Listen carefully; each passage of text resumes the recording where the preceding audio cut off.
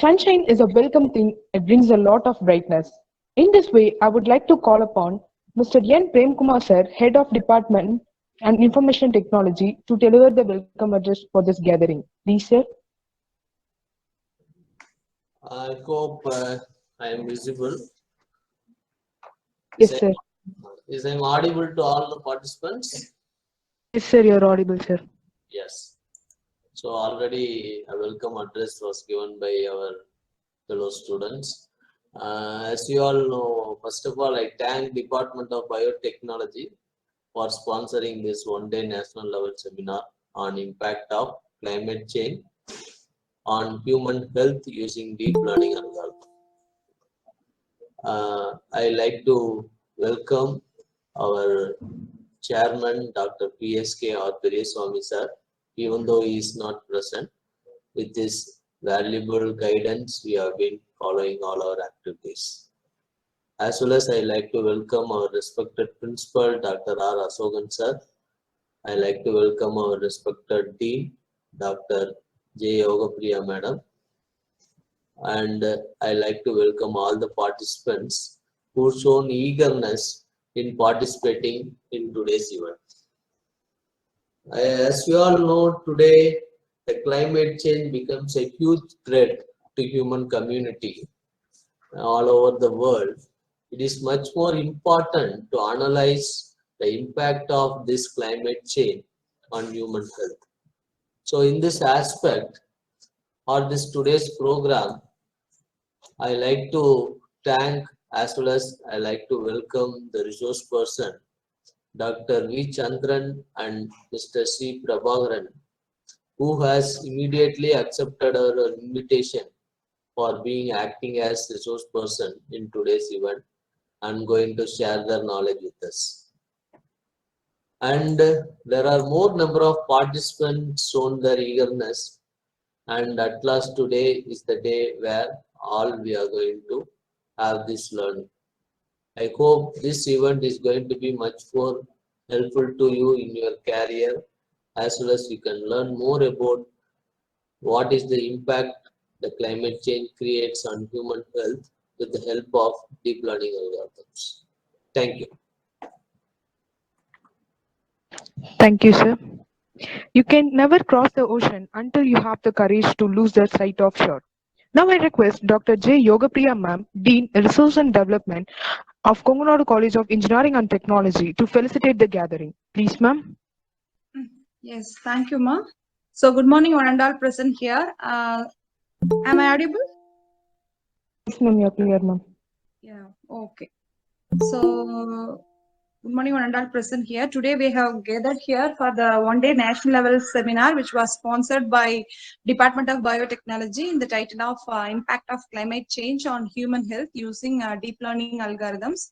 So first of all, I thank DBT, who has accepted our IT department proposals to start this seminar. So the seminar itself, it shows that there are a lot of climate changes every day. It is there. So based on that, how the human health will be affected. So how it will be predicted. So if any climate is coming, means what kind of problems will occur for a human, and that needs to be predicted by the deep learning algorithms. So likewise, today we are having two resource persons. They will inform you about what are the deep learning algorithms are available to predict the climate change, like weather forecasting, like that, and how it will be affect the human health. Say for example, if you are having a too hot, means what kind of problems will occur. If you are having too cold, means what kind of problems we may get. So like that, what kind of deep learning algorithm is there. Say for example, initially in artificial intelligence is booming, ruling the world with relevant to algorithms, as well as from various technologies relevant to automations, right? For this automations, under this artificial intelligence, machine learning played a major role. Nowadays, over the past 5 to 6 years, deep learning may come into a picture, wherein higher dimensional data will be handled by the deep learning algorithms. There are convolutional neural network algorithm for image processing and all. In CNN also, there are a lot of advanced version of architectures has come, and also the RNN, then autoencoder. There are various architectures keep on coming, and also advanced versions also there by considering all the factors. So during this our COVID period, we have everyone is in home. A lot of data has been gathered, and also for teaching the classes also we had an video conferencing and all the classes like that. So now the digital technologies are booming the world, wherein a lot of new evolution, there is new technologies that keep on coming. Accordingly, we have to learn it. So I request everyone, all the participants, to learn and listen to the topics of Mr. Prabharan sir as well as Chandran sir. Definitely, it will be an interactive session.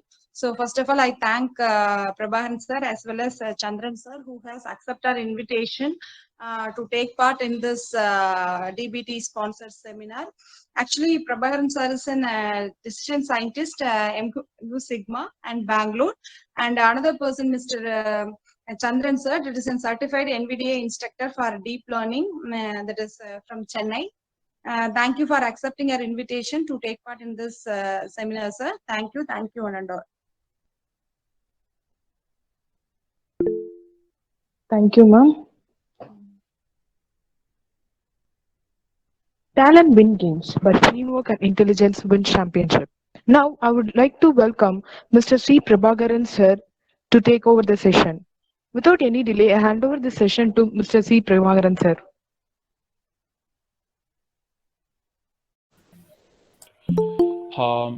Am I audible to everyone? Now it is okay, sir. Now it's Yes, okay. sir. Cool. You are audible. So, yeah. Let me know if my screen is visible so that we can get started with the session.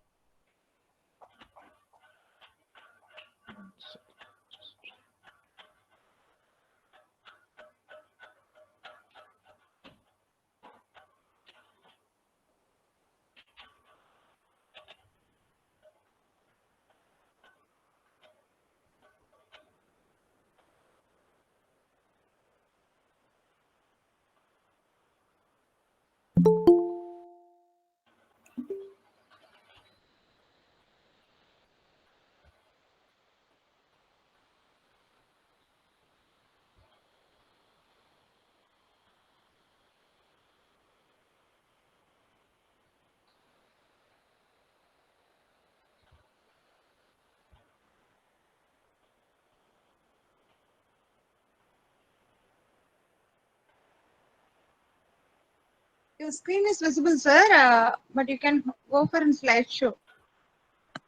Yeah, 1 second. Now the screen is not visible.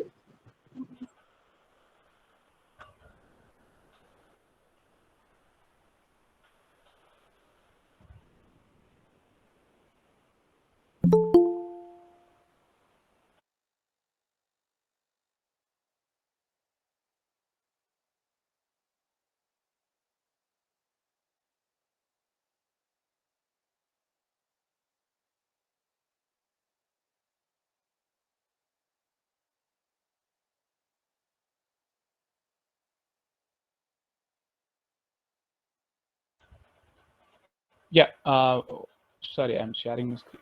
I was trying in the wrong section.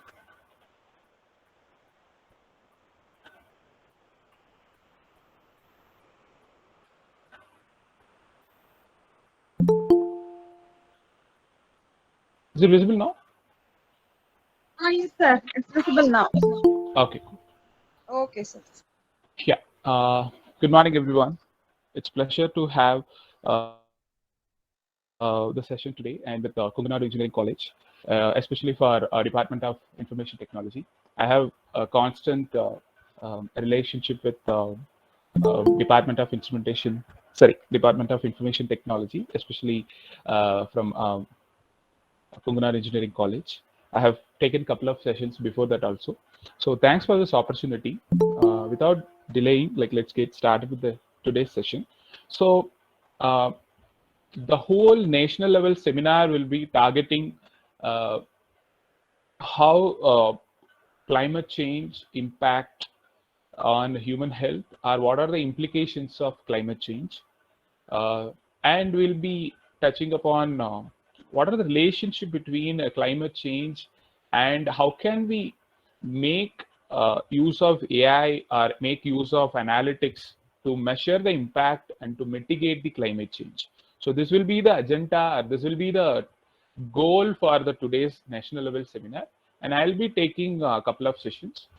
The first session will be on artificial intelligence for all, so that this session, this particular one and a half hour session will give you the foundational knowledge on what is artificial intelligence, what type of like task that we can perform using artificial intelligence, and building blocks of it. And we can learn a few concepts around like how to build a artificial intelligence system. Then in the afternoon session, we'll be learning about climate change and its impact, and how can we utilize computation techniques to understand the climate change in a better way. So today, in this particular session, as I discussed, we'll be learning about what is AI, what are the building blocks of AI, and different learning methodology. And I'll be touching upon artificial neural network, because since the later stage in the afternoon session, we'll be covering the recurrent neural network and human health. It will be covered by another resource person. But just to give the brief about neural networks, we'll be having a discussion on that. So let's get started with it. So when we say artificial intelligence, first we need to align on what is intelligence, because in a layman term, or for a novice person, if I say artificial intelligence, they can imagine, okay, that will replace the human beings, or that will eat up the jobs that are need to be done by human beings, right? So to avoid that like ambiguity, we'll be having a discussion around what is intelligence. So it is nothing but an ability of an information system to build a model of the reality by the input information. It is nothing but, moreover, replicating in a reality or processing the reality and able to understand the scenario. So it comprises of 5 different things. One is learning, another one is reasoning. Once we have learning and reasoning capability, we'll be having a capability to have a perception. Perception is our view on top of a particular entity or a particular philosophy or a phenomenon. And using these 3 things, learning, reasoning, perception, we'll be able to solve a problem. And by solving the problem, we'll be able to have the capability or flexibility to adapt to the situation. So these are the 5 different characteristics that you can expect from an intelligence perspective. But when we say intelligence, it means a natural intelligence. At the end of the day, it means a human intelligence. So human intelligence, when we think about it, all 5 of them are in a particular person, but it varies person to person based on the utilization and the capability of proving the existence of intelligence. So in that case, 5 different things, as we discussed, needs to be replicated when we built an intelligence system. So information system can be anything. Information system can be a human being, or it can be an animal, it can be a machine, it can be a computer, because we store information. Based on the information, we process it and we understand the scenario, and then we are taking some decision on top of that. In that case, most of the living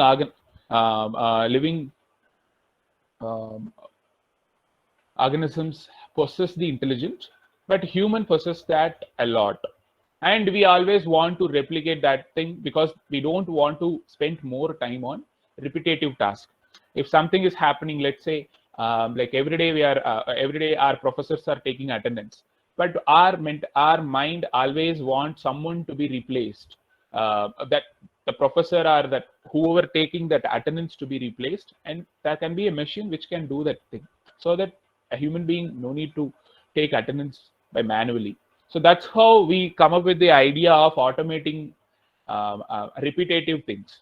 if you do the same thing again and again, it becomes repetitive and it need not to be assisted by any human being. That's why we are ahead of adapting automation in many places, in industries, in daily day-to-day activities, even like improving our productivity. Previously we were using like notebooks or whatever, like pen and paper, but these days we are having a lot of computer related softwares to ideate our plans and prioritize our plans and execute them and track them, right? So this, so all these ideas are actually like built with the help of these 5 qualities that we possess. So when we talk about the information system, yeah, that, like, we have basic data, and the data can be anything. You can consider a particular system. That system can be like related to your college management, information management system for your college or your students or human resources, or it can be for like governance, right? In that case, we'll be having transaction processing or office support systems, which is nothing but Microsoft Shoot or a lot of transactional gadgets that we have. And once we have the information in place, once we collect the information in place, we need to manage it. Once we have that management layer in place, we can have decision support system. Here comes the intelligence. So a decision support system can be built in many ways. One is just automatic things, and another one is bringing the human intelligence to the computer or to the machine. Machine means computer only. So by combining man and machine, we'll be able to perform many things in a better way. So that's what this idea of information system and the idea of human intelligence brings together, and it envisions the idea of artificial intelligence. So when we talk about human intelligence, that has a lot of types. So it has like intrapersonal skills to understand ourselves and others, and it has spatial knowledge to visualize the world. We have like naturalistic intelligence to understand the living things and reading the nature. So this intelligent naturalist behavior in our department or in our community make us to think about climate change and think us to like how can we mitigate it. And it actually pushes human beings to think about climate change and its impact, and straight away like accelerate everyone's to find some solution to solve this problem. That's how we came here. That naturalist intelligent behavior in the management or in the department of IT makes this particular seminar happening. And we have other creative intelligence thing related to like music or art, and a few of them are like essential intelligence related stuff, and we have like logical and mathematical. So these are all like a variety of intelligence nuances, and that helps us and that makes us surviving every day. Without intelligence, a human being just a animal only. He's just like a homo sapiens, right? So in that case, the same intelligence possessed by the human being make him to think about, why can't I build another system which can replicate my intelligence process. It's not direct 100% of replication. It is like, again, as I said, like in some scenarios, let's say to evaluate your student's paper, you cannot automate it. Whereas creating a timeline or creating a schedule, that can be automated, because if we have like a 60, if we have a requirement of 60 hours of math period to be conducted in a semester, automatically we can write a logic, and that logic can be like automated through any sort of programming language, right? This is an automation behavior. But again, our human intelligence wants something more than automation, which is that should be automated, or the human activities should be reduced, but the computer should take care of that. For an example, evaluating your answer sheets or understanding whatever we are talking to the Siri or Amazon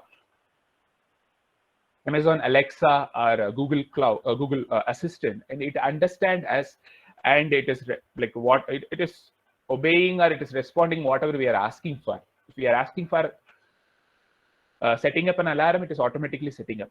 If you're asking for like to track our to track our daily activity, it tracks. If you ask for playing some video or audio, it do that, right? This is one level of like automating, but that automation is not just logic, it is actually understanding and learning and making the reason out of the query, right? So this is what the journey from automation to a augmented intelligence to a artificial intelligence, which is enabled by the human intelligence that we possess every day. So this is the reason for having a artificial intelligence in place, and we are well ahead and well in shape in terms of like artificial intelligence, because like a few years back the democratization of artificial intelligence is very less. Very few people would know about that, and others were just dreaming about it. Okay, if AI comes in place, it will do magics, but no one was like doing that actually. Everyone was dreaming it. But these days, like post 2015, everything happened possible because of the rise of computational systems. Because in 19s or 20s, it was just like a dream, and we don't have any kind of information processing system in place. The affordability to the computers was very less, and they were like very costly in price, and the adoption is very less.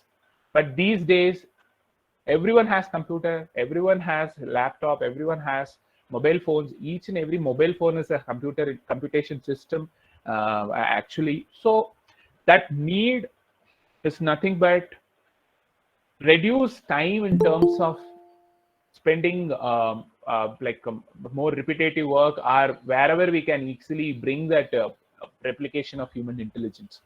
When we ask for some general knowledge question, that can be taught to the machine, and that machine can do that. For an example, IBM has developed a supercomputer, and that has won the Jeopardy game. Jeopardy game is nothing but a crorepati kind of game in US, and that is able to answer questions. That is able to act like a human being, think like a human being, and reply to the questions asked in that competition.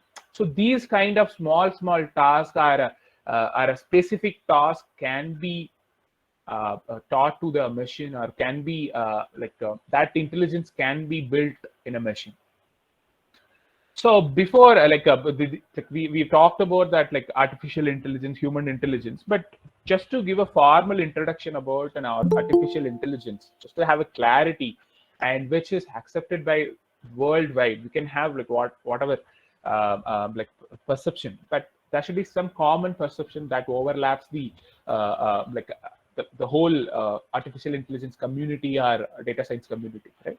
Here we have some general definitions. Artificial intelligence is a computerized system that actually exhibits the behavior that can be commonly thought of as requiring intelligence. And artificial intelligence is science of making machines to do things that would require intelligence done by men. This is the important thing. Like, it is a science and engineering which is to make a machines to think like a man, or to perform like a human being.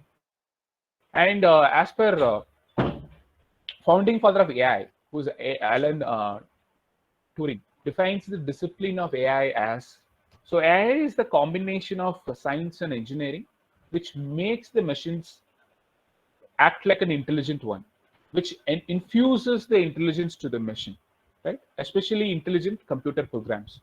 When we say artificial intelligence, it's nothing but it's a simple computer. Computer means it's not just a desktop, a processing chip, a computational entity, which can have a essence of intelligence. I'm not saying like it should completely replicating a human being, or it completely think like a human being. It can be a particular specific task. Let's say answering a question, singing a song, understanding your like a sentiment, or forecasting the sales next year.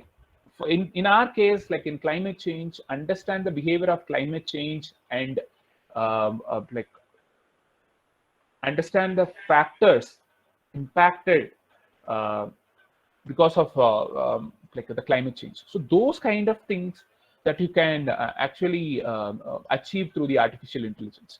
So like when we have artificial intelligence, it possesses four major things that has the overlap with our human intelligence. One is big data. Obviously, without knowing or without having fundamental knowledge about big data, we cannot get into artificial intelligence. The reason is artificial intelligence require the machines to learn a lot, which means it needs a lot of examples to prepare on. When I say example, it is nothing but the data collected from various sources. When we say data collected from various sources, it has lot of variety. It has lot of like a velocity and veracity, which means like the data is collected from like, various touch points, and the amount of data is so high, and the velocity of data is also very fast. Like every day, like every time someone is logging in the Twitter, or someone is making a WhatsApp chat, or someone is posting in Facebook, in that case, like millions of people are creating information or data, and that is being stored in a particular location. In that case, we would need a processing system which can hold, which can store the big data, and which can enable a space for processing it and running some algorithm on top of that. So the necessity of big data is unavoidable. When we have big data, when we have all the infrastructure in place, the data is infused and data is being processed and arranged, that is ready for making a machine to learn something out of it. So there should be like three other characteristics. One is reasoning. So reasoning is nothing but like understanding the context.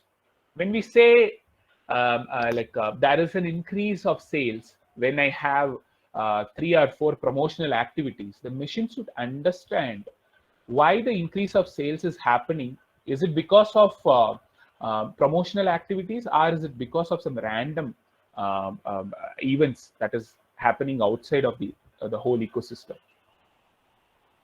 So that reasoning capability is must, and to get that reasoning capability, we should need we should have a learning block in that artificial intelligence system, because we have a data and that data has to be learned. By learning the data means it has to map the relationships. It has to say that, okay, out of 4 instances, 3 instances happening because of high temperature in the city. Let's say you have suffocation. You got suffocation like whenever the power cut happened. So when we have that data collected, our machine should understand that environment or atmosphere inside your room, and it should understand, okay, if the temperature goes below some certain degree, or the atmosphere in certain situation, the machine should understand, and that should switch on or adjust your temperature inside the room based on the person inside the room. It is not just a if else loop, or let's say if the temperature is less than 20 degree, we should switch off the fan or switch off the AC. It's not, it's just an automation, but it should understand my preference also, or my behavior also, or your behavior when you are inside the room, based on your activity, based on your preference. Okay, this high has the ability to withstand like a 10-degree temperature also. So till 10 degree, we no need to switch off the fan or switch off the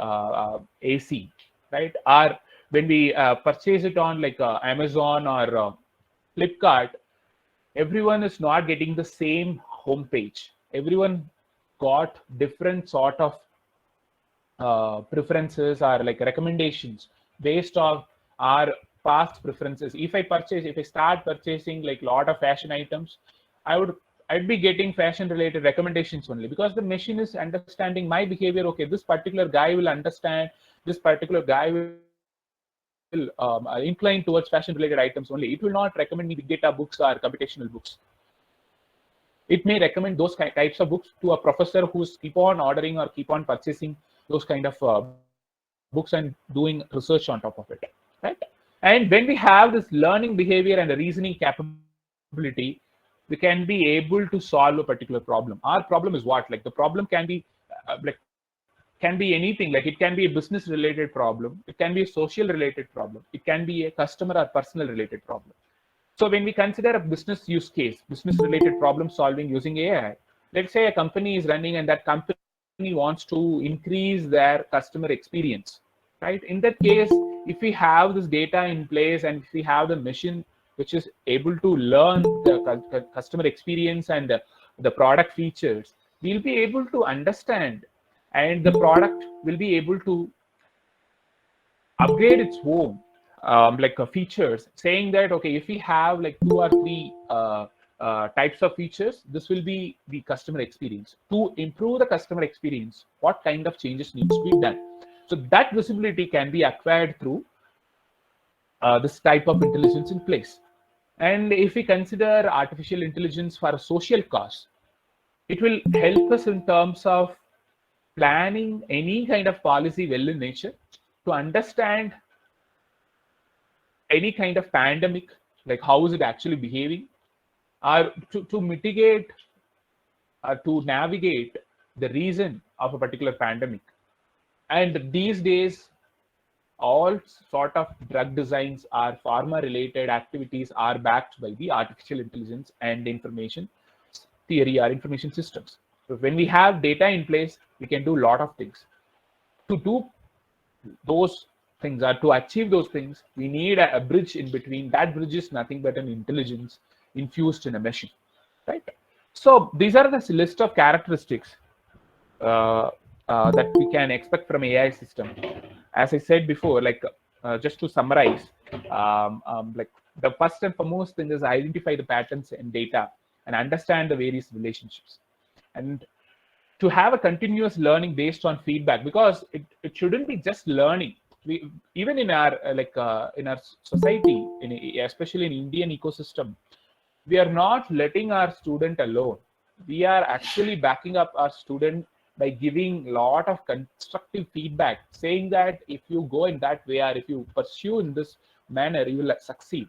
If you want success, what type of methodologies or steps that you can follow. Likewise, the machine or system should always want a feedback, because it can rectify its mistakes. It can learn better, and it can shape its understanding in a very well manner, right? So continuous learning is needed for any intelligent based system, either it be a human being or it be a augmented intelligence or it be a artificial intelligence. So feedback is important, because the world is changing every day.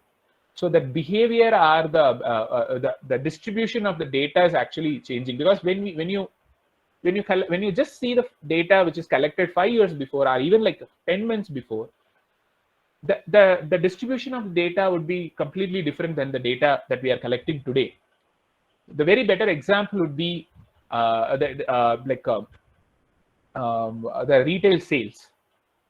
For example, before COVID pandemic, everyone used to visit the retail store in person and purchase it, even though like that was like reduced because of digital transformation. But for an example, before pandemic,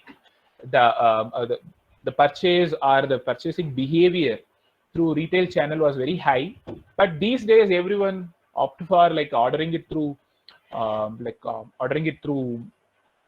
um, any online channels, e-commerce channels, right? And these days, even we don't even need a e-commerce platform. If we just have some set of applications, mobile applications, we'll be able to do that e-commerce via our Instagram or even via our WhatsApp itself, right? That type of personalized marketing and direct to customer marketing is happening through digital channels. In that case, the collected data before pandemic and after pandemic will vary across all different industries. Either it be a a healthcare, or it can be a retail channel, or it can be a mining also, right? Industries like a mining, manufacturing sector, production sector, right? And once we have these kind of things, that optimized performance should be there, because it shouldn't take a lot of time to process our queries or process our request and reply back to it. It should be as soon as possible. And also that learning makes the machine to have its own perception, and that perception should not have any bias towards a particular thing, because that's the major thing that industry facing now, bias in AI systems. When we collect data, it is actually like collected from one certain region or from one certain community, let's say white or western community, so it has some discrimination towards black and Asian race people. So that shouldn't be there. The machine or AI can have a perception, but that perception should not have any sort of bias. That should be a fair enough. That should have like a balanced perception, right? And when we have these kind of capabilities, obviously the machine is capable of making decisions. That's what the recommendations engine do, and that is recommending you a best movies, at best like products that you're going to buy or that you are inclined towards, right? So so these many capabilities are there, and obviously previous session itself, like I've covered that why do we need it then, when we have human intelligence, why do we need artificial intelligence? That is simple. As I said before, it needs very quick. So business these days, business or any social problems needs a quick solution and a strategic solution. To accelerate that quick and strategic problem solving, we would need some more hand in place. That is what AI, and that is adding strategic value to the existing system. The existing system is very simple. That has many SMEs, like subject matter experts, but subject matter experts will always have some subjectivity. So to come out of that cognitive bias and to make it happen as soon as possible, so and through that repetitive learning and discovery through the data, we would need many places which can be accelerated by that AI. That's the major reason for adapting, that the companies are adapting towards AI, and the adoption in India is like somewhat increasing these days. But in Western countries, that is actually reached a very good state in most of the companies or industries, or even in the society. Hospitals are having like a lot of digital technologies. They have like pharma or healthcare industries have data-based insights in place, and they are taking decisions through the knowledge gathered through the data instead of just by the intuition, right? And like when we say the capability of AI and characteristics of AI, we need to actually like have some sense towards like when do we need the AI, because we cannot use AI everywhere. For just to manage your college, in some scenarios you can use AI. For biometric attendance you can use AI, but you cannot do it for like on activity monitoring, because that is not needed. That is not going to make any impact. The complexity is high, but impact is very less. By monitoring your college students activities, you will not be able to achieve anything, first of all, because and that will make people to having someone spying us, someone is monitoring us, right? So to put it in a better picture, we need to have a sense around complexity of the problem and the impact that the problem is going to make. Let's say the complexity of problem is very less. Taking an attendance is very less, and the impact is also going to be very less. It is going to be internal use case for a particular college. In that case, the simple automation process itself is enough. Or even for a project management, simple ticketing system is enough for a project management, right? So when we have a complex problem, and that complex problem is going to make a like a huge impact. Let's say if we have a complex problem, is nothing but a self-driving car that can without having any human that's what the vision actually.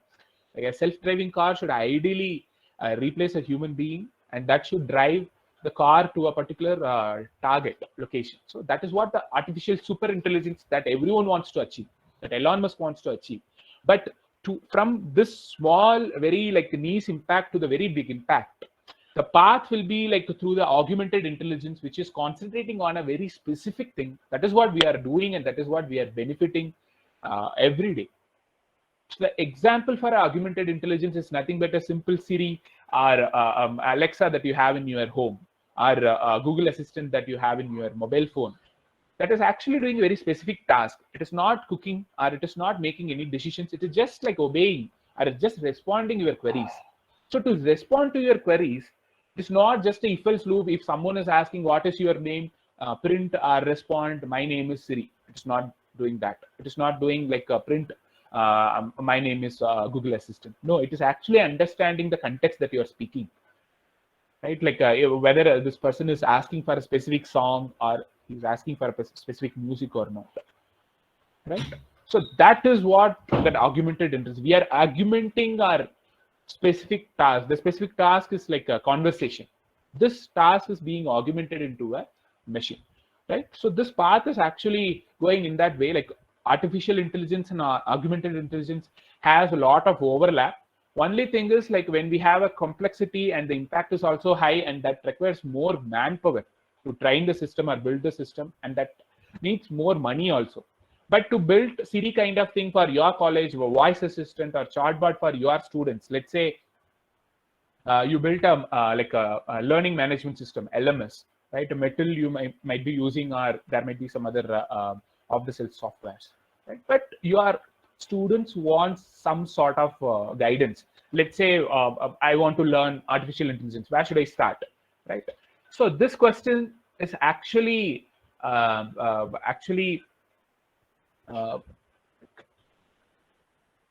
available, or everyone has this question, right? To help them or to help your students in a particular topic, to guide them, there can be a voice bot which can chatbot which can replace the assistant professor or professor, but which can have the knowledge or intelligence of assistant professor, saying that okay, if someone asking a doubt, he can have a buffer of saying like, okay, what is chatbot?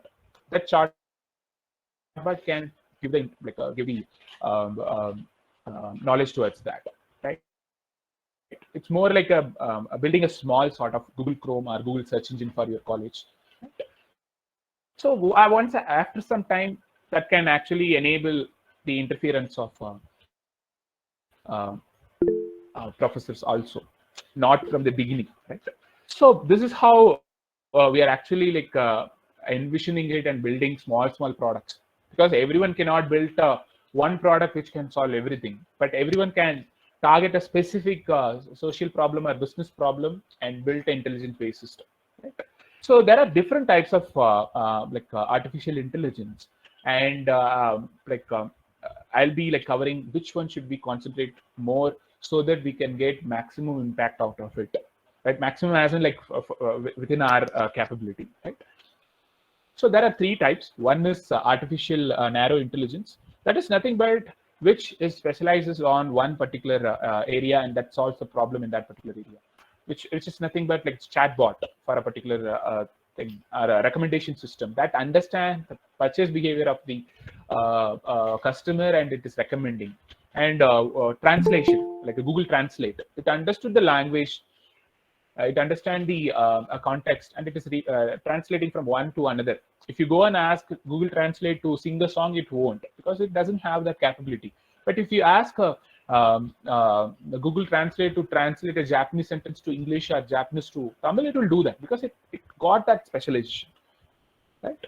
And we have artificial general intelligence. So artificial general intelligence is like the machine or a system has specialized in a couple of areas, like 4 or 5. It's more like a supercomputer kind of thing, which is actually having like capability to sing a song or understand the conversation, and also understand the scenario, as in like what is happening around us. Is there anyone coming towards us, or is he talking, or is he a student or a professor? Likewise, it will be having multiple like phases of speciality in a linguistic intelligence and visual intelligence, and also some sort of like domain experience or domain related, like a pharma domain or some specific business related intelligence that will possess AGI. For an example, Google has built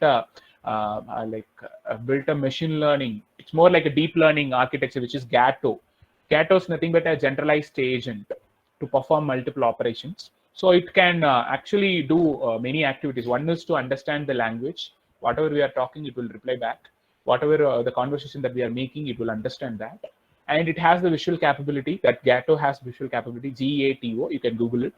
That has a visual capability of understanding various scenes and various like visual representations. And that has also capability of doing some sort of mechanical task. Let's say you have some Lego blocks. The machine will be able to like arrange the block into a specific shape, right? So it has three different things: physical or mechanical intelligence, a visual intelligence, and a linguistic intelligence. Likewise, the artificial general intelligence will have this kind of characters. When we talk about artificial super intelligence, it will be much more smarter than the human being. It will assist human being to take strategic decisions, and it is still in like our vision only. We don't have like solid product that can be used by the society to taste the benefit of artificial superintelligence. It's still a kind of a vision for many companies, right? So so far we have discussed about like many things regarding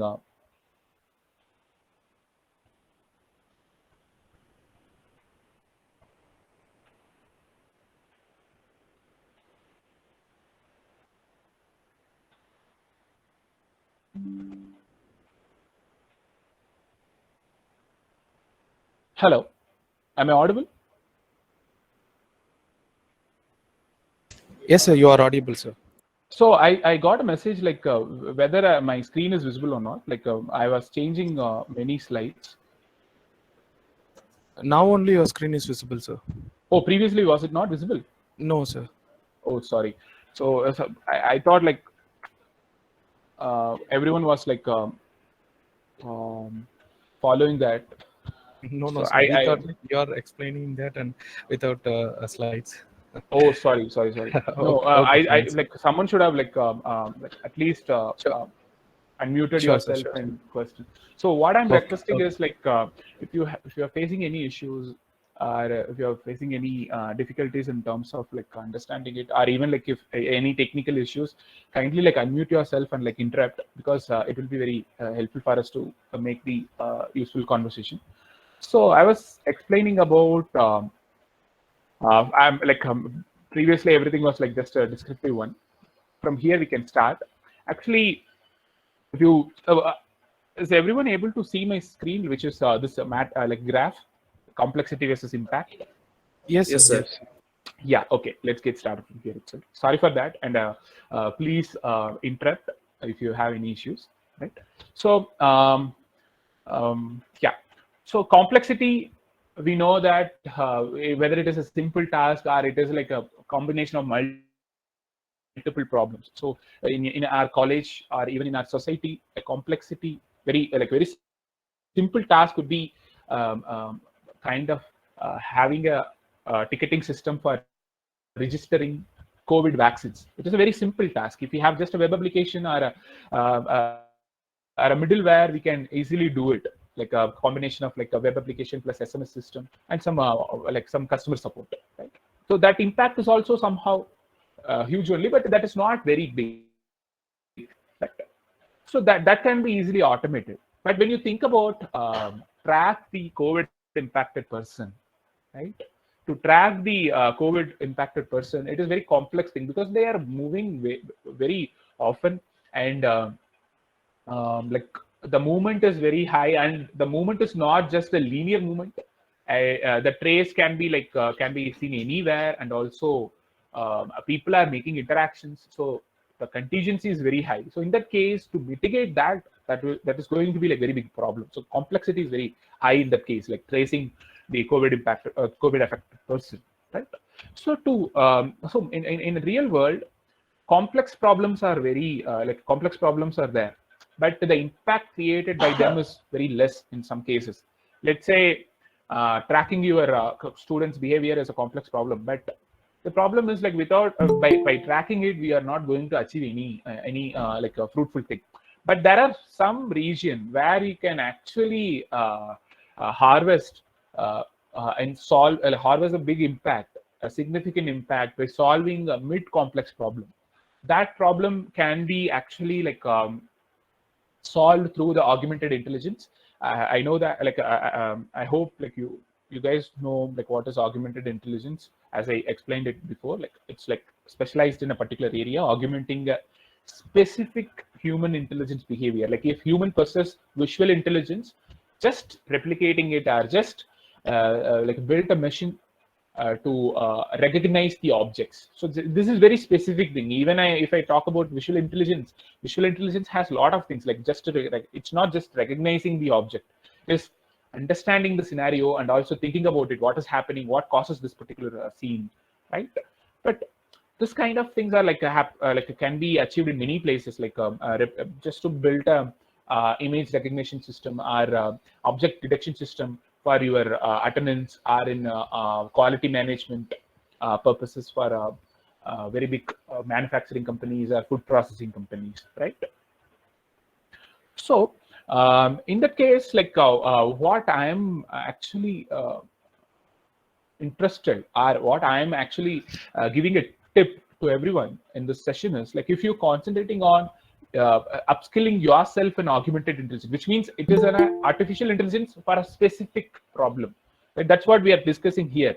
Artificial narrow intelligence and artificial general intelligence, which is concentrating on set of specific problems. It is not completely replacing the human intelligence, but to solve a specific problems like climate change or sales forecasting or customer behavior understanding or student behavior understanding or automating a few steps with the help of intelligence, right? So this would be a concentrated area or focus area for anyone. If you are a student, if you are a third year or second year, you can start learning it, start building small thing. A small direction would be like every day we are like wasting a lot of food in our hostel messes, right? Like when we have like sambar rice or rasam rice, people used to waste it a lot. But when we have like a chapati, parota, something, people used to eat a lot, right? So, but colleges are like any managements don't have the vision to save food in that case, right?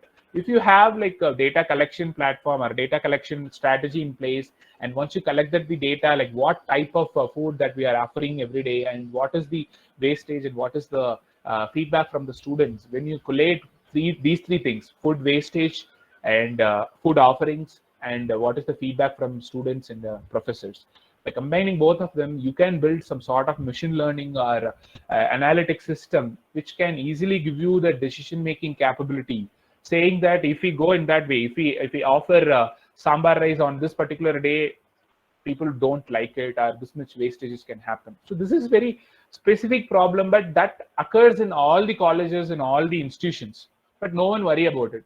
They just let it go, like let it waste, right? So we can mitigate it, right? Our I have another one idea of like building a community-based intelligence system which can actually assist people in terms of learning new topics or finding new places. Let's say Comunard Engineering College or even whatever college you are from has at least 100 or 1,000 people, sorry, hundreds of people, right? Like 1,000 to 2,000 students and hundreds of professors. But we don't have the collective knowledge aggregated in a particular place. We are always like asking a particular professor, sir or ma'am, do you know any students who's good at Python or who's good at it? But if we have everything in place, we can be able to easily query it out, like who are good at Python or who are good at artificial intelligence or who are good at painting or anything. Like if you have all the information in one place and if you have all the connections, interactions between students and like officials or professors in one place, you can get a lot of insights, right? Who is the most influenced student, and that who can make a particular program or a particular initiative go popular, right? Those kind of things you can easily do it with the help of artificial intelligence or the data science capabilities, right? There are a lot of problems which is not being addressed by anyone, but that has high potential. The only thing is the potential is like satisfaction, and potential is solving that problem and saving time in most of the scenarios. It is not making the money. If you have like a business mind, entrepreneurship mentality, you can make it happen. Actually, like even a simple problem that can be like solved using artificial intelligence, and that can be marketed. That's how many like product companies are doing, right? Like a simple one would be like online like dating applications or online like social media things, right? It is actually like enabling one person to find out a better match for him, or one person to find out better friend for him, right? It's very simple thing only, but people are like monetizing it. It's not going to make a huge impact on in terms of like solving a social problem, but it is giving, or it is reducing time spent in finding a new friend, or like getting know about each other. It's very simple and very kind of obvious one. It's not like making any big change in terms of society, but it is making change in terms of like society's like time, right? So those kind of things you can actually concentrate on. So let's get into a typical AI system. In this slide, I just want to confirm once again, like since previously whatever we talked about past 30 minutes is giving you the intuition behind the AI, and to have the better understanding about the capabilities of AI, and so that once you understand that capability, you can envision what do you want to build using AI. So this session is actually like I have two objectives that I want to achieve, or that I want to enable the attendees, right? One is bringing the actual capabilities, or like a sense of AI to the attendees, and another one is enabling the thought process, or enabling people to build something on top of AI. So this shouldn't be just like this session should not be just certificate oriented, or just for the sake of like we conducted one like DPT sanctioned session. It should be having some outcome, saying that out of 70% or 80% those who have attended this session, like out of 80, like 2 or 3, or even like some 10 students have come up with an idea, they have implemented and they published the paper, or 2 of the professors have come up with an idea and they solve the problem exist in their locality, right? So that is what like I want to, so it is a long-term goal, but somehow the fire should be triggered, right? That's what I want to make sure that is happening here. It shouldn't be just people attending a session like for 90% of the time and they are getting certificates. That won't work, and that won't help anyone, right? Flaunting with certificates won't help anyone, right? So that's why like I'm just want to make sure that everyone on the same page from this slide, right? I just want a confirmation from your side whether you are able to see this a typical AI system slide. Anyone? Yes, sir. Yeah, cool. Okay, so just to give you the architecture or some schematic of an AI system, that will be having like 4 different layers, or like 3 different layers, let's say. One is a physical enablement. As I said, AI or anything, it's not just a visible one, or it is not something like roaming in the air, or some mystery thing. It's actually a physical thing that lies on some physical infrastructure. So we need a physical enablement. Physical enablement, nothing but a technological platforms. So whatever you are using, SAP systems, or like for ERP system, you must be using in your college, or you must be using some cloud environment, or you must be, even if it is a system server, a physical server in your college. Obviously, every college has a Linux servers, right? That kind of environment, that infrastructure needs to be implemented, because only in infrastructure in place we can do any experiments that we are looking for, right? So physical enablement is nothing but platform, storage system, computational system, sensors. So when we solve problems in a manufacturing sector, or even in a business sectors, we would need some sensible devices. So the sensors are nothing but just, it's not just temperature measurement sensors or motion monitoring sensors. Even your mobile phone is a sensor, and that is collecting your activity, right? And that is storing your activity related data in your memory cards or in your RAM, right?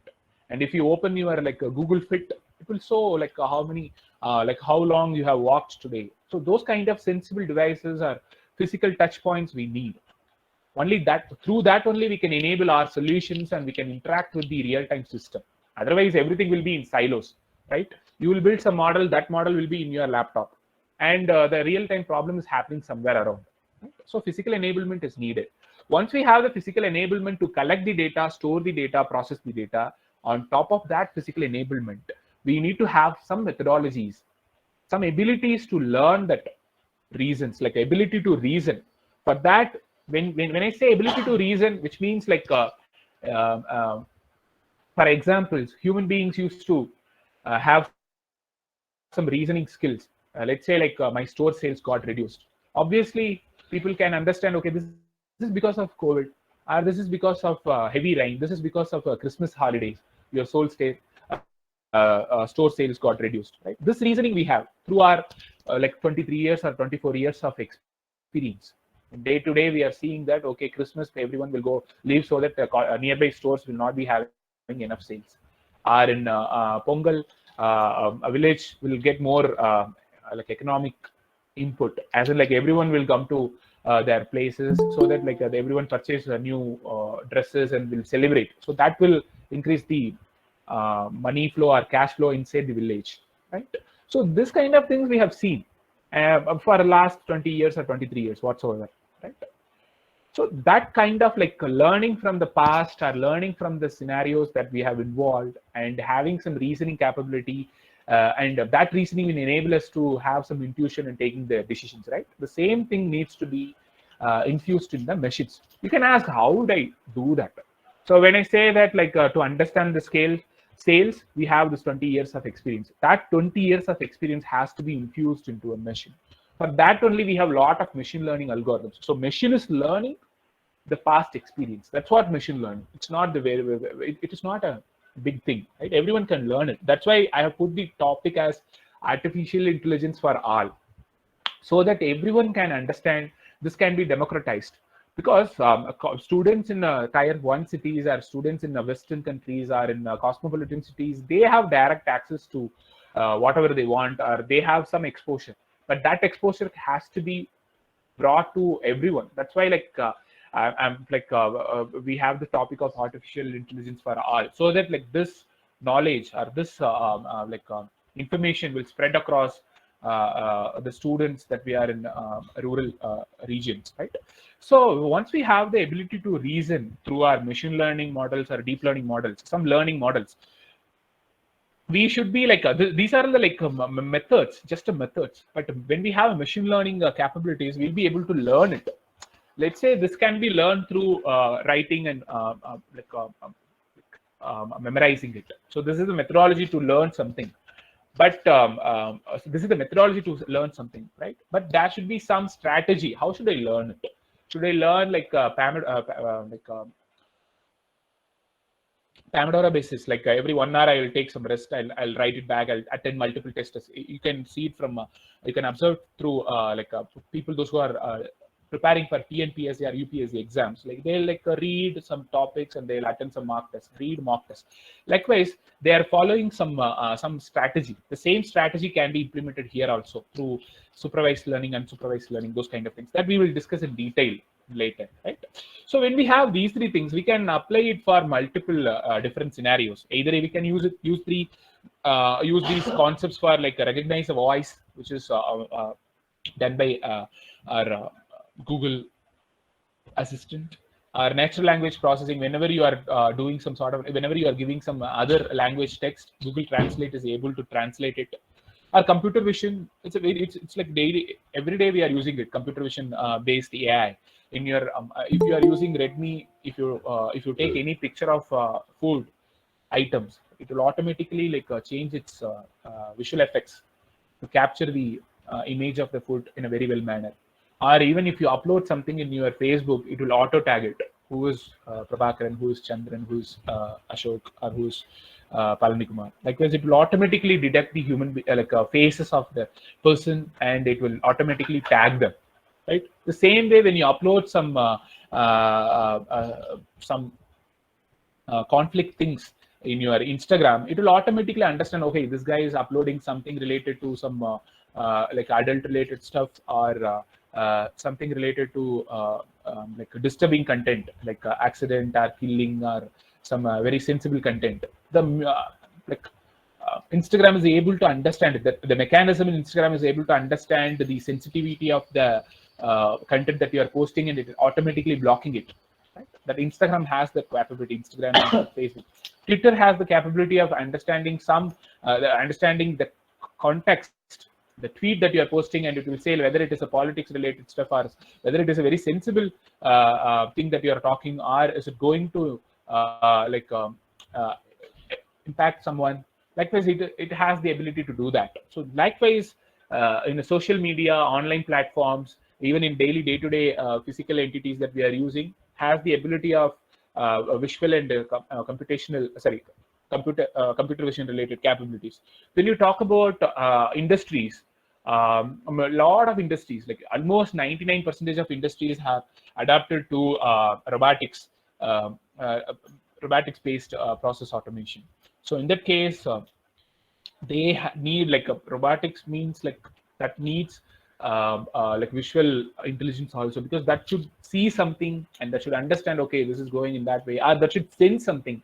Like we have like this much amount of load, so based on that we need to distribute it. So that kind of thing is needed. Like, so artificial intelligence, in simple term, it is the ability to sense, reason, engage with the real-time entity by learning something out of the past experience, right? So this is what, like, I've put it in a very simple blocks. Like we have data in place, data can be anywhere. On top of that, when we have like algorithms to learn from the data, we can provide the decision support automatically, right? So I'm stopping here for some time, like for 3 minutes. If you have any doubts, actually you can like ask me, so that like we can be on same page till the architecture, or like the schematic of AI system.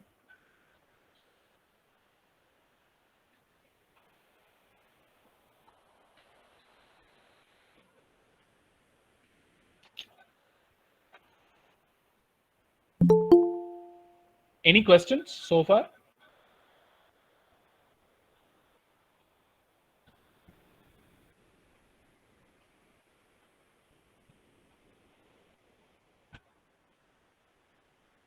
Hello. No, sir. So far, no.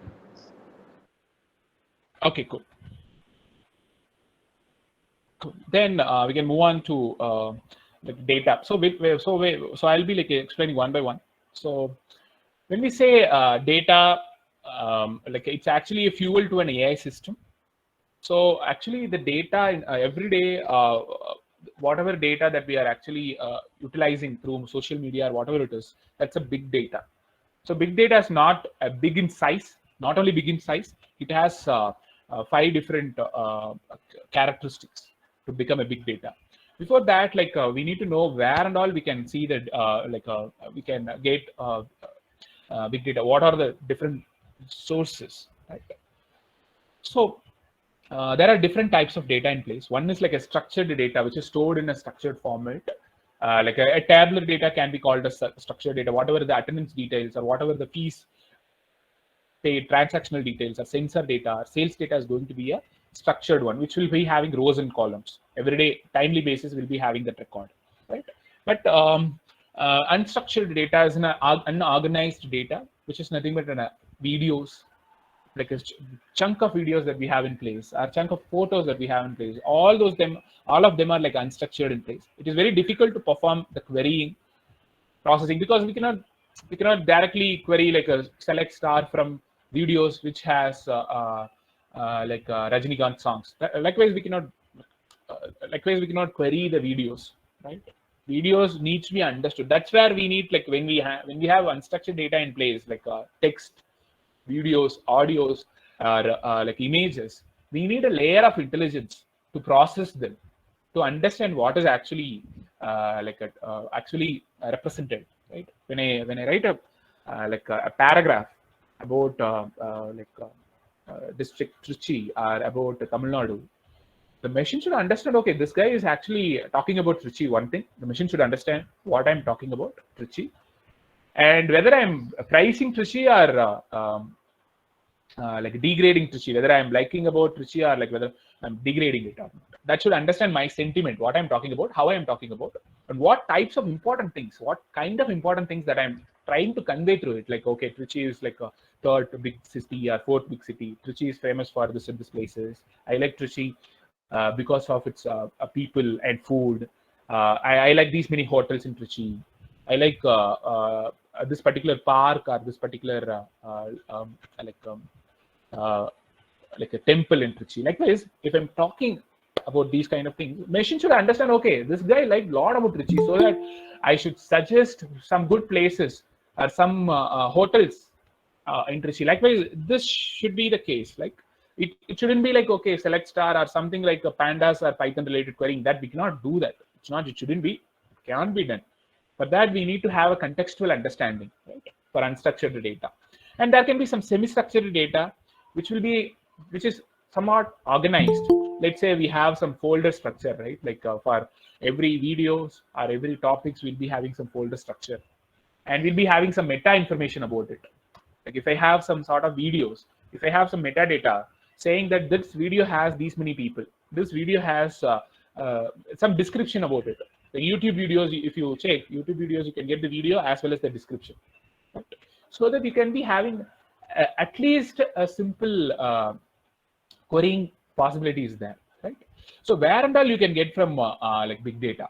One is machine data. Machine data means like your sensors, industry equipments, even from our mobile phones, right? Our like IoT sensor logs. Whoever is doing like projects related to IoT, there are a lot of possibilities to build an AI system or like a small machine learning system on top of it.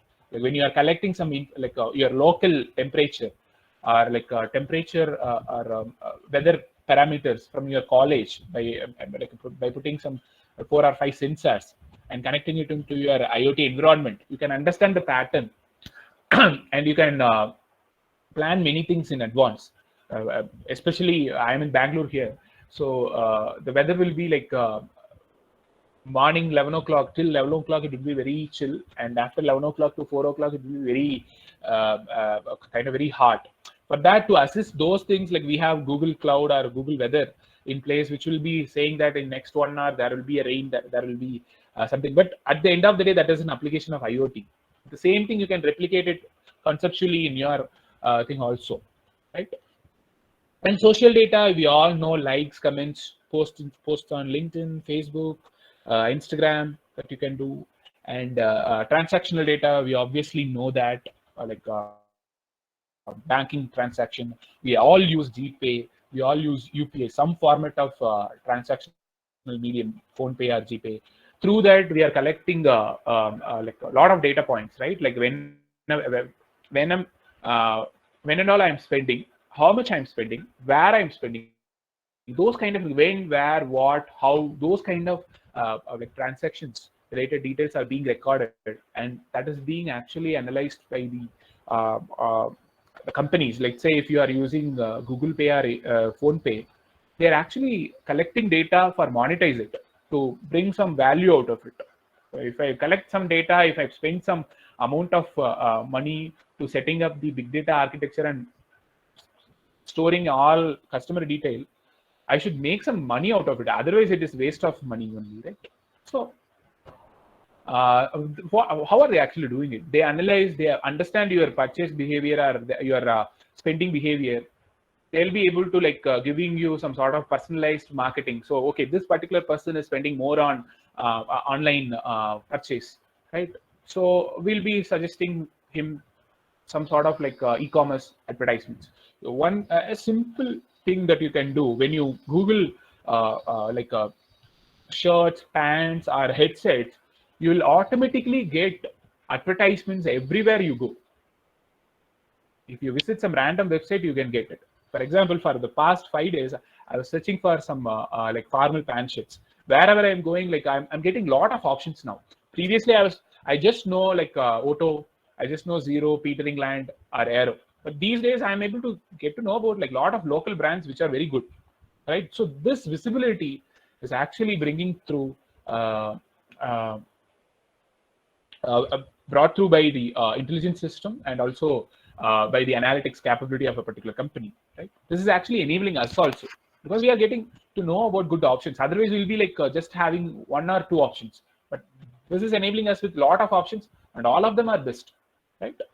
So, so these kind of activities or these kind of impact is actually being like fueled by big data only, right? And here we have like a characteristics of big data. One is volume. Obviously, that size will be very high, and velocity. Velocity is nothing but there's a speed, because every 1 minute we are seeing that many people are like making transactions. Let's say like through credit card, a company can expect 3 to 5 lakhs of transaction happening in a day. In that case, like in a minute or in an hour, they can expect like thousands of transactions, right? So that is the high velocity of data coming in. And veracity. Veracity means like the data might have uncertainty in nature, because when we collect IoT, when we work on IoT, when we have like IoT sensors in place, obviously sensors will have a lot of uncertainties in nature, like errors in nature, right? We are not recording it, we are not measuring it and recording it, we are sensing it, recording it. In that case, sensor will have obviously have measurement errors. So that actually saying that uncertainty, right? And variety means, yeah, when we actually collect the data from like Twitter or Facebook or anything, the data can be multiple variety. One is like videos, one is photos, one is audio that we are sharing, one is comment that we are posting, and our profile information. So it's a like huge variety of data that is collected from like online social media. So these are the four major things. And like people are saying like there are five major V's or four major V's, but this will help you in terms of understanding that big data, which can enable the AI. And you can ask, okay, we have data in place, we have stored in our cloud or we have stored in our servers. And you can ask how to make machines to learn, right? So like machines can learn a specific task from their past data with the help of machine learning. So machine learning is a subset of artificial intelligence, because most of the people have understanding machine learning equals to artificial intelligence. It's not that. Artificial intelligence is a layer which covers machine learning. Machine learning is just a subset, right? As simple as that possible. Like for an example, if I am a cook, right, I'm not expected just to cook on like a microwave oven. I can cook on induction stove also. I can cook using gas stove also, right? The same way, if I'm trying to infuse the intelligence on a machine, I can do it with the machine learning, or I can use it some sort of heuristics also, right? But in the current contemporary world, most of the AI systems are powered by machine learning systems. That's what it makes as a significant one, and everyone concentrating on it, right? So there are like you can ask like machines are going to learn whatever the data that we are collecting using the like big data architecture or whatever it is. So you can ask like how are they going to learn? So they are going to learn how, right?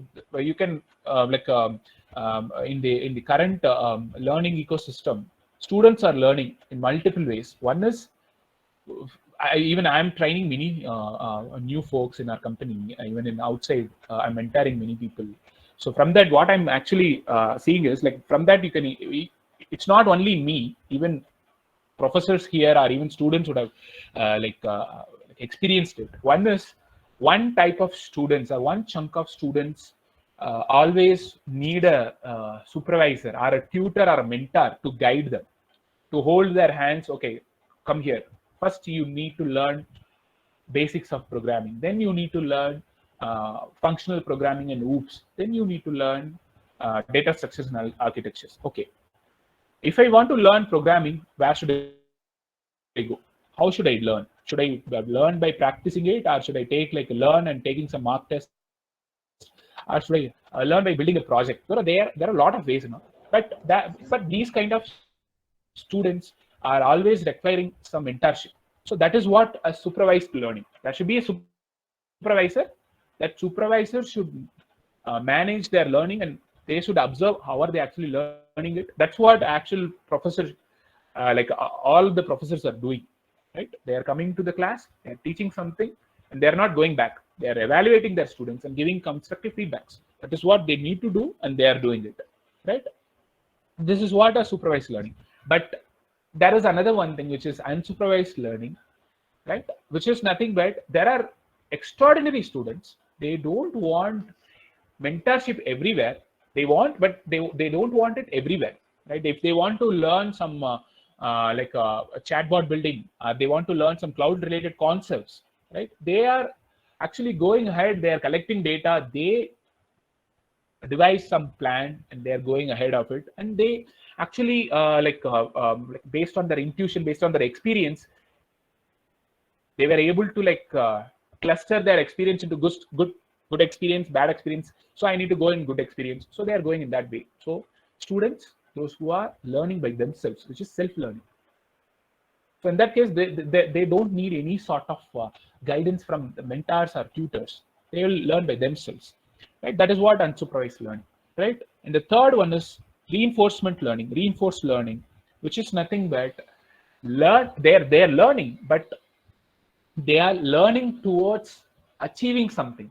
So learning or whatever we are doing has some there should be some outcome, right? If I'm doing some classes without having any outcome or without having any like hungry towards achievement, it will go fail only, because I can just come and blabber something and I can go. But what I want to do is I want to make sure everyone understand and make sure everyone build something, right? For that purpose, I'm devising the plan, or I'm actually like building a material. The same way, if someone is learning towards achieving something, right, that will become a reinforcement learning. If I'm learning React JS, I want to get into phone pay, or if I want to get into some big companies, right, Amazon, Twitter.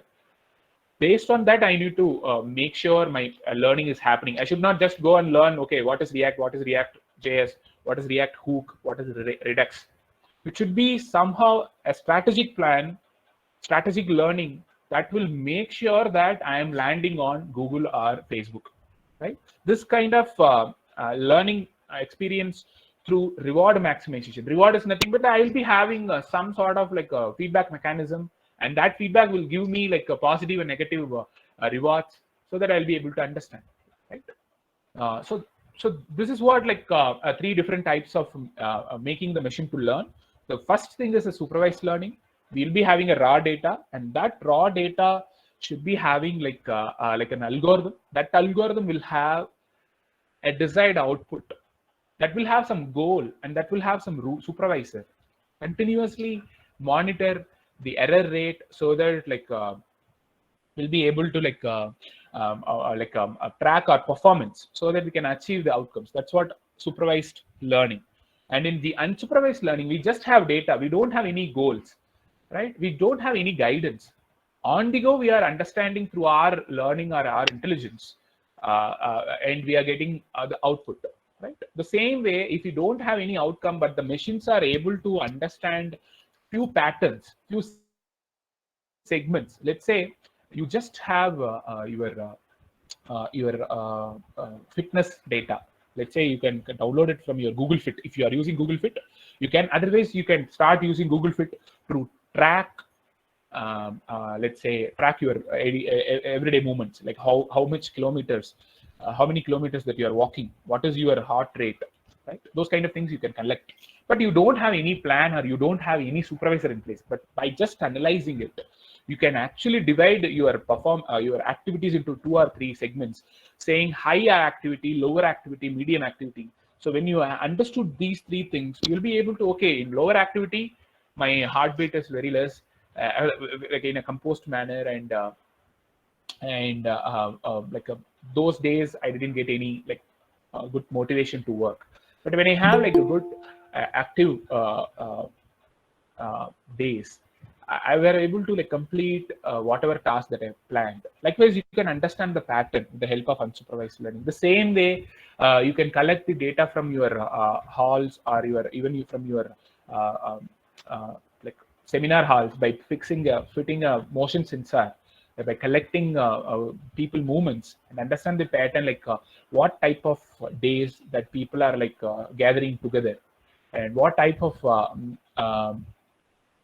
like days are making people to going out and coming in frequently, right? Is it during the summer or is it during the winter? Like this, you can get to know about many things, and you can get to know about some some anomalies also, like some adverse events or some rare events also. You can get to know about it, right? When we say like climate change, um, um, when you track the weather related informations in your locality, let's say Tottiyam or Namakkal, right, you can be easily understand some adverse event in your climate. Let's say for the past 4 months or 5 months, or even for the past 5 years, in May we haven't gotten like a 5 degree, 5 centimeters of rain or 20 centimeters of rain. But this time it is happening, and in the month of June or July, or in the month of September, October, we are getting very high temperature.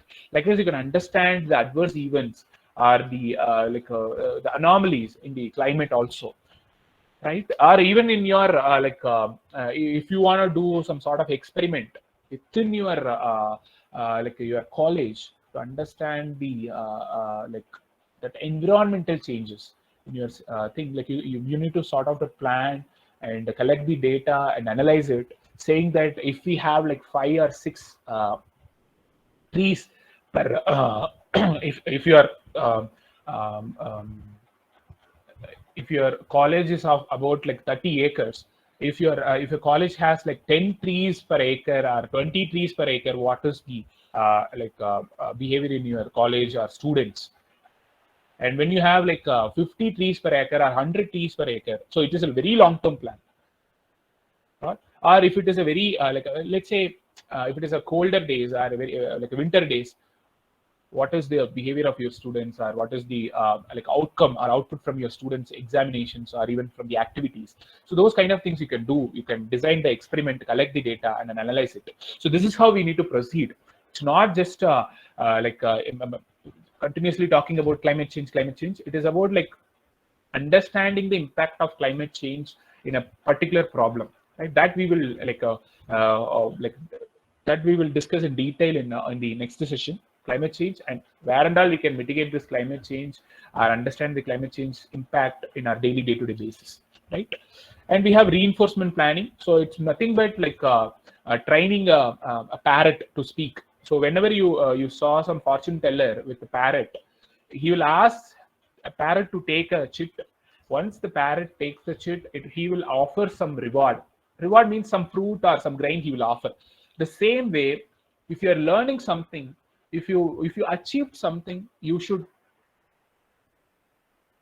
what you should do is you should reward yourself. Let's say you want something, you want some competition. That competition is actually what they are providing you a reward amount just to make sure you are getting motivated.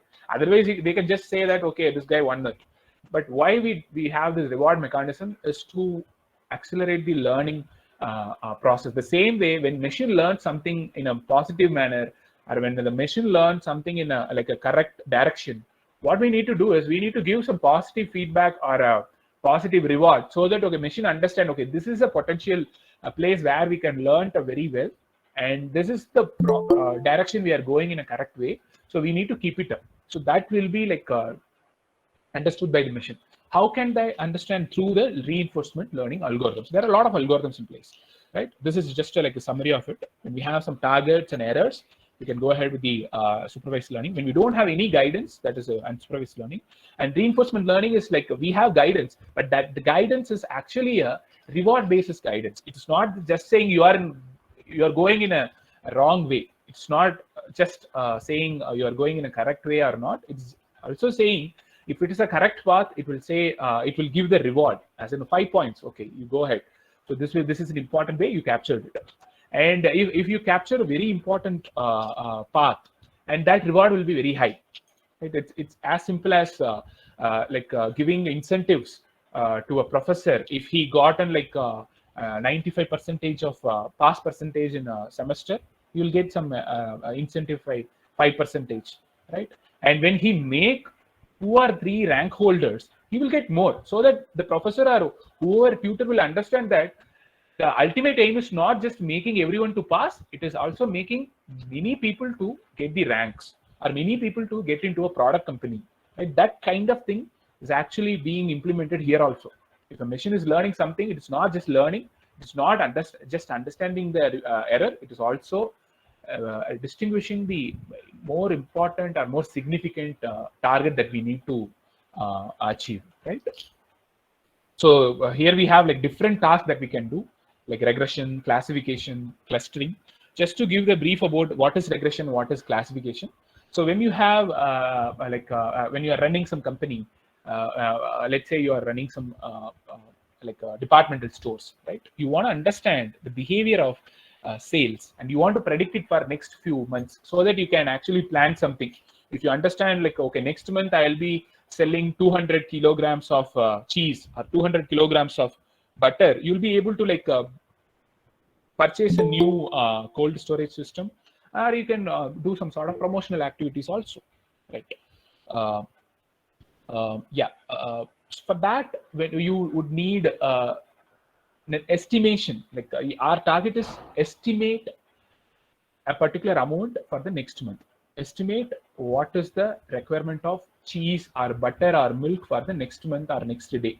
So it is an estimation based on our past behavior. Let's say next month Christmas holidays will be there. Next for let's say next month means not July. For an example, I'm saying like December. If it is December, okay, we already know that there will be Christmas holidays, there will be semester holidays, there will be some sort of let's say semester exams also. So if you have this kind of information, using this information, you can predict what will be the requirement of grocery items that we need to purchase for our hostel mess.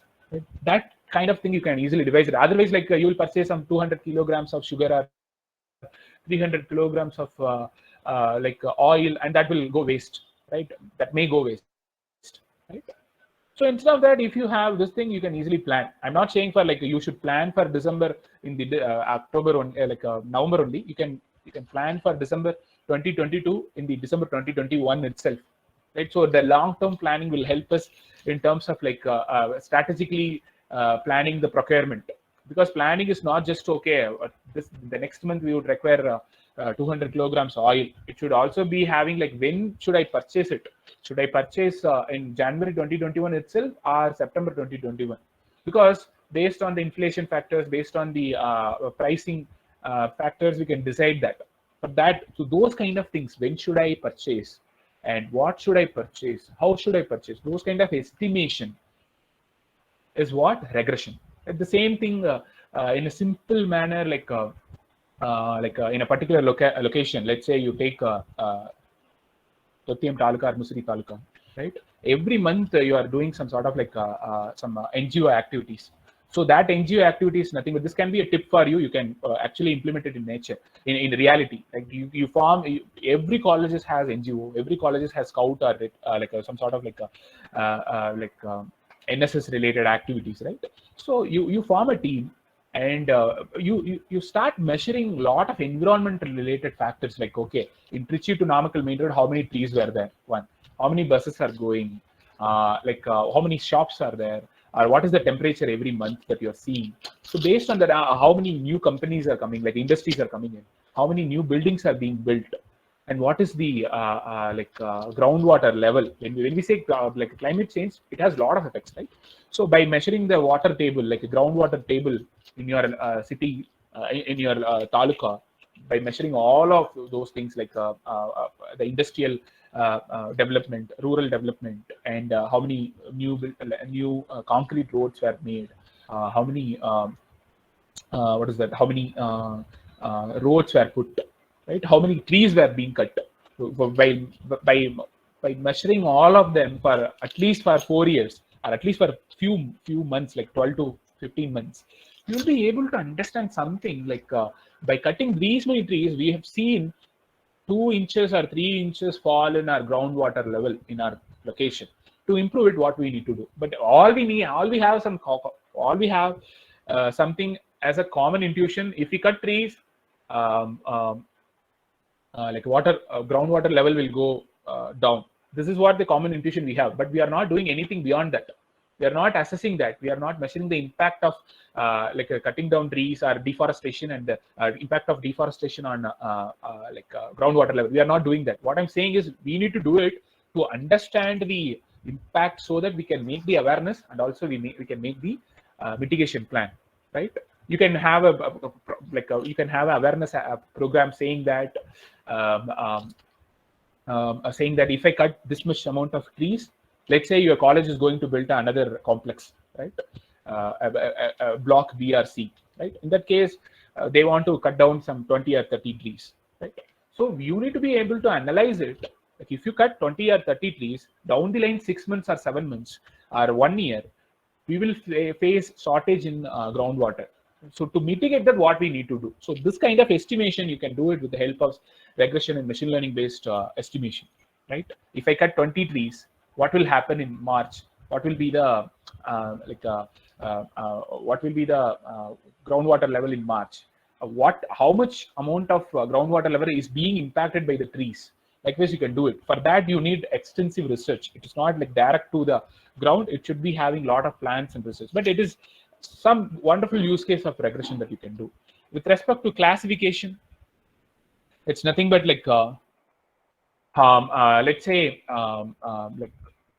you are monitoring your students' behavior, like as in what kind of from the day one in the college, like from the first year itself, first semester itself, you are collecting a lot of data like attendance.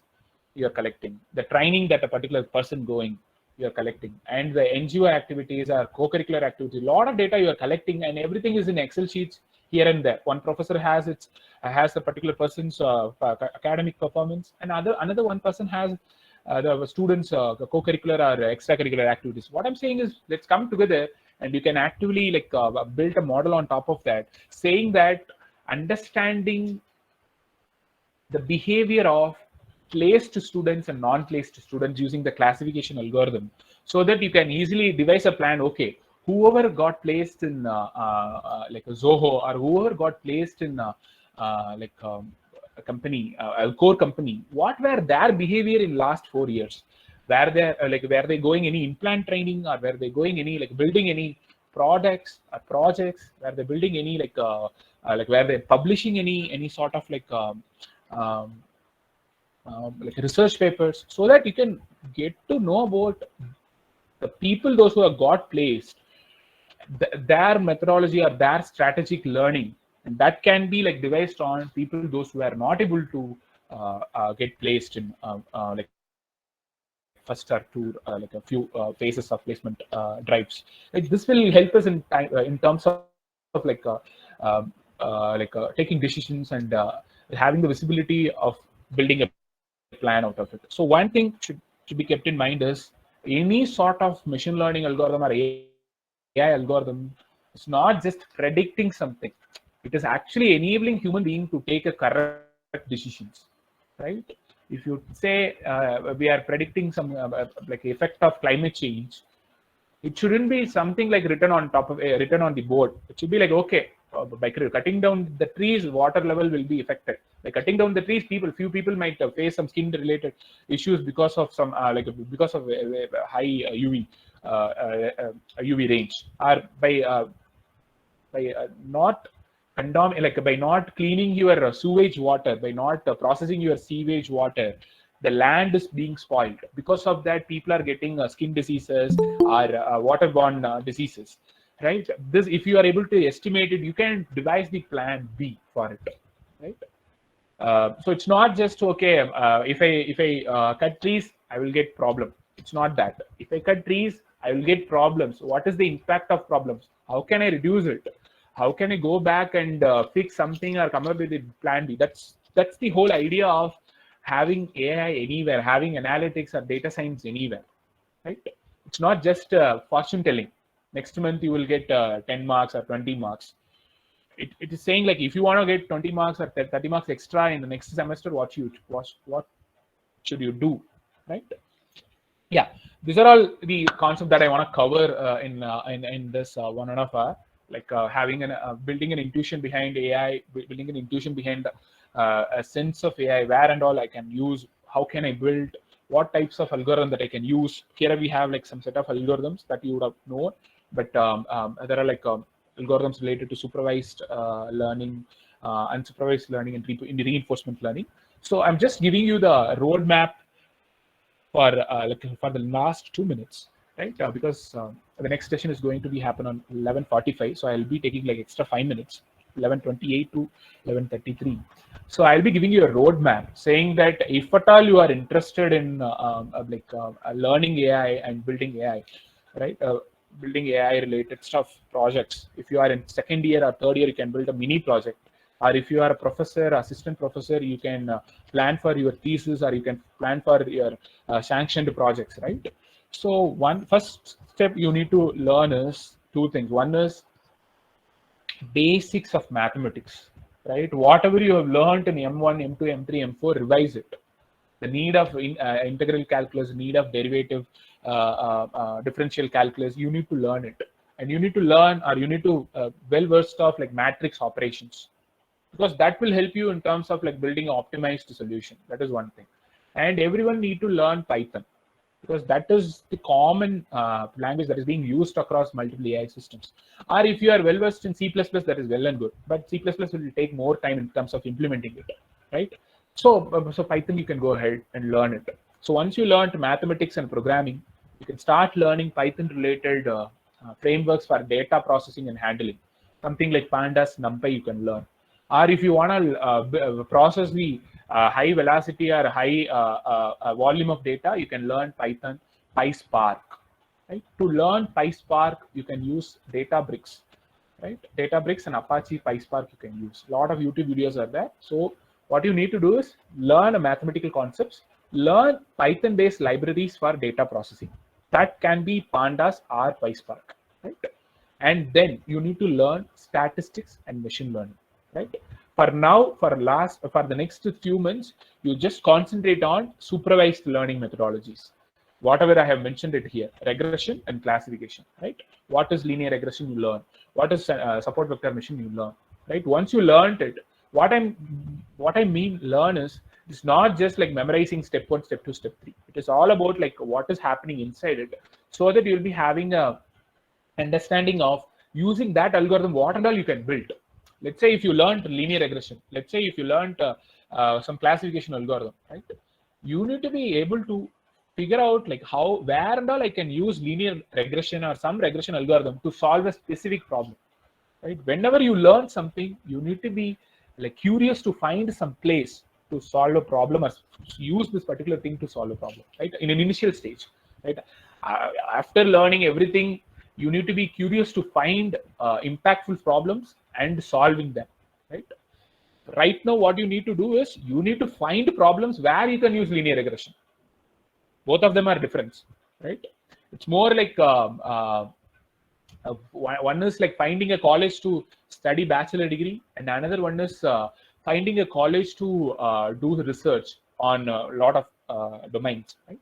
The first thing, you need to find a problem statements using linear regression or any sort of machine learning algorithm. Build it, make it as consumable. Don't just have it in your laptop. Make it as like a web application, right? So that everyone can use it. Like if you are like a group of students, 10 people or 30 people, you can actually host it on your like servers, or you can get servers for a very cheap cost these days, right?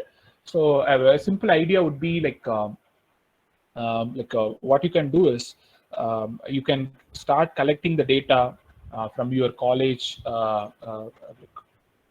like students' performance, and you can really implement the classification algorithm of like understanding the behavior of students, those who have attended or those who have got selected in the placement train, and those who are not able to do that you can do.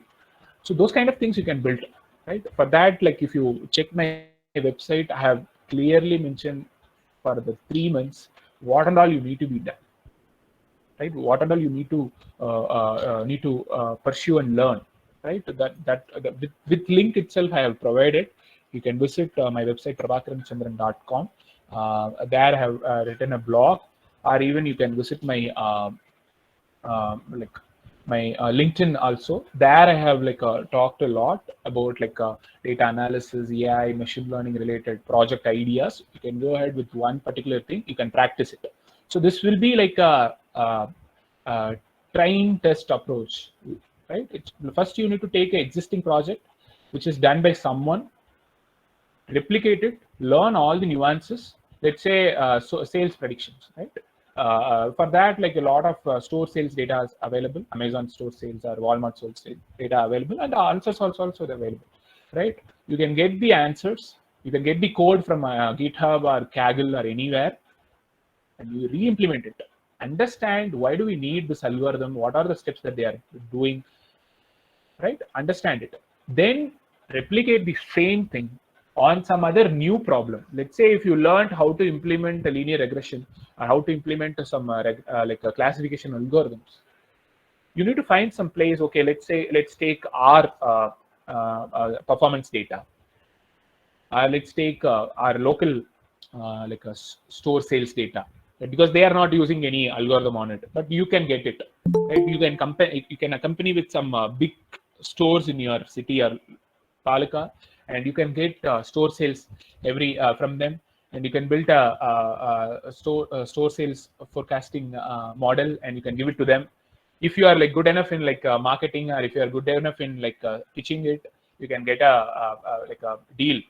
You can get a money out of it also, right? College students accompany with your um, with your professors, build some POC, enable your local businesses using AI to forecast their sales, to understand their sales, educate them how to use it, so that they will also benefit of it, and you will also get benefit out of it. One is portfolio, you are building good projects, and another one is some amount of money you are getting it while studying it, while working in the college, or while studying in your undergraduate degree, right? Likewise, you can do a lot of things. So in this manner, you are actually following a reinforcement learning of machine learning, because you are learning something, you are building something. Based on the built product, you are getting some rewards, right? That reward is actually making you to learn more. Right? Follow this, you will be able to like start practicing and start building cool things using AI and machine learning. Okay. That's all about from my side regarding AI for everyone, the basics of AI. So if you have any doubts, you can ask in the next session also. Sorry for taking extra 5 minutes. I just wanted to convey a few tips. Yeah, any questions you can ask. I'm just like sharing my LinkedIn profile. So through that, you can connect with me.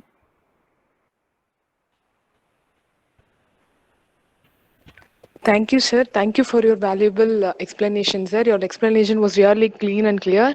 And kindly, participants, if you have any queries, please place it in chat box, or else you can unmute and you can feel free to ask. Sorry for taking more time, extra time. I just want to like convey many like things. It's okay, sir. It's fine. Yeah, cool. I guess like this is break time, so anyway you can connect me at any time. So that's fine. Let's catch up on like 2:30. Catch up at 2:30, and we can learn new concept over there also. Yeah. Thanks everyone. Thanks for joining.